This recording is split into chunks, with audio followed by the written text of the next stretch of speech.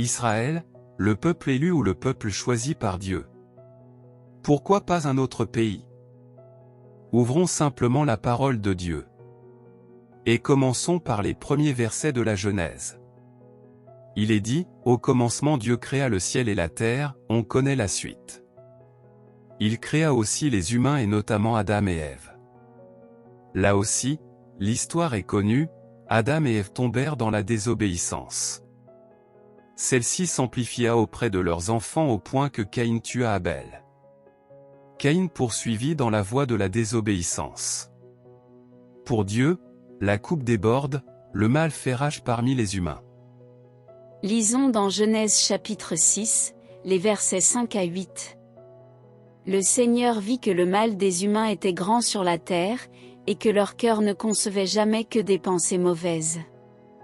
Le Seigneur regretta d'avoir fait les humains sur la terre, et son cœur fut affligé. Le Seigneur dit, « J'effacerai de la terre les humains que j'ai créés, j'effacerai depuis les humains jusqu'au bétail, aux bestioles et aux oiseaux du ciel, car je regrette de les avoir faits. » Mais Noé trouva grâce aux yeux du Seigneur. Néanmoins, Noé trouve grâce aux yeux du Seigneur. Pourquoi? Était-il reconnu par Dieu comme un homme de foi, comme l'était son arrière-grand-père Enoch, son grand-père Mathusalem? Quand Dieu décide d'anéantir l'humanité, il épargne Noé et toute sa famille. Dieu déclare à propos de Noé, « J'ai vu qu'au sein de cette génération, devant moi, tu es juste. » Quand Noé sort de l'arche, Dieu donne sa bénédiction à Noé et ses fils, il établit avec lui une alliance. Genèse 9 versets 8 à 11. Dieu dit encore à Noé et à ses fils avec lui. « Quant à moi, j'établis mon alliance avec vous et avec votre descendance après vous.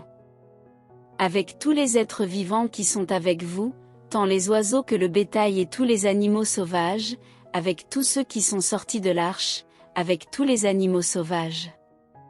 J'établis mon alliance avec vous, tous les êtres ne seront plus retranchés par les eaux du déluge, et il n'y aura plus de déluge pour anéantir la terre. » Noé eut 3 fils Sem, Cham et Japheth. De Sem naquit Téra, lequel engendra Abram. Dieu qui avait tenté de faire alliance avec toute l'humanité qu'il avait créée, puis sauvée du déluge, a finalement fait alliance avec un homme Abraham, afin que, en sa descendance toutes les familles de la terre soient bénies. Lisons Genèse chapitre 12, versets 1 à 3. Le Seigneur dit à Abram, « Va-t'en de ton pays, du lieu de tes origines et de la maison de ton père, vers le pays que je te montrerai.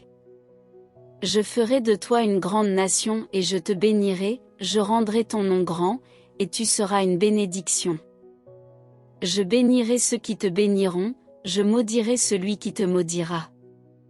Tous les clans de la terre se béniront par toi. » Les descendants d'Abraham, d'Isaac et de Jacob, surnommés plus tard Israël, deviennent les missionnaires de cette bénédiction, les héritiers d'une promesse faite à leurs ancêtres. Voici ce que Pierre dira aux Juifs réunis dans le temple. Lisons dans Actes 3 versets 25 à 26. Vous êtes les fils des prophètes et de l'alliance que Dieu a établie avec vos pères en disant à Abraham, « Toutes les familles de la terre seront bénies en ta descendance. » C'est à vous d'abord que Dieu, après avoir suscité son serviteur, l'a envoyé pour vous bénir, en détournant chacun de vous de sa méchanceté. C'est à ce titre que le peuple d'Israël est le peuple élu, c'est-à-dire choisi par Dieu pour accomplir cette mission, celle de transmettre les bénédictions à toutes les familles de la terre. Cette mission ne peut s'accomplir que si peuple et ses dirigeants sont fidèles à la loi que Dieu avait donnée à Moïse. Mais tous les récits de l'Ancien Testament montrent l'infidélité d'Israël, une infidélité que les prophètes ont dénoncée, mais les Israélites n'ont pas écouté.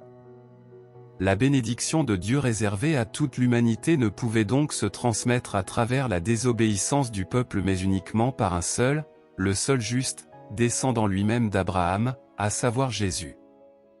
L'évangéliste Matthieu commence son livre par ces mots, « Généalogie de Jésus-Christ, fils de David, fils d'Abraham. » C'est par Jésus seul, le seul juste, que des gens de toute nation seront amenés au Père. Lisons Galates chapitre 3, verset 16. Or les promesses ont été faites à Abraham et à sa descendance. Il n'est pas dit, et aux descendances, comme s'il s'agissait de beaucoup, mais il s'agit d'un seul, et à ta descendance, qui est le Christ. Une lecture personnelle de Galates chapitre 3, versets 6 à 14 est édifiante et instructive. Nous sommes fils d'Abraham si nous plaçons notre foi en Christ. Ce n'est pas une histoire de lignée selon la chair. Nous sommes déclarés justes devant Dieu. Quand il est dit dans Genèse chapitre 12 verset 3, « Toutes les nations », ce n'est pas seulement les Juifs mais non-Juifs, autrement dit les païens aussi. C'est par la foi seule que nous recevons les bénédictions spirituelles. Le juste vivra par la foi. Quoi qu'il en soit, la promesse de Dieu faite à Israël demeure. Dieu aime et continue de protéger son peuple. Israël a reçu à travers la Bible tout ce qu'il lui faut pour reconnaître le Christ et adhérer à lui. Israël est et reste témoin de l'amour de Dieu pour l'humanité, amour qui a pris corps en Jésus-Christ, Fils d'Israël quant à son humanité. Comme lecture personnelle, je vous invite à lire les chapitres 9, 10 et 11 de l'Épître de Paul aux Romains.